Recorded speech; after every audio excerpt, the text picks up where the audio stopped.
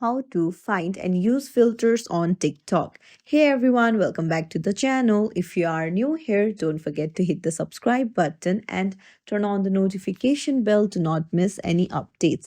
In this video, I'm going to show you how you can find and use filters on TikTok. Let's dive right in.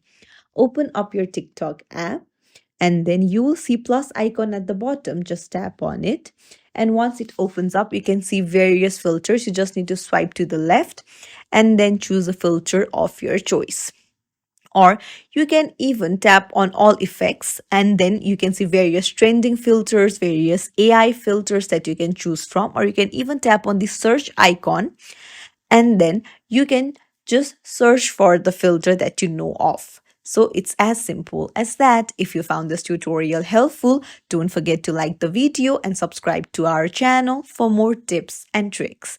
Thank you for watching. See you in the next video, everyone.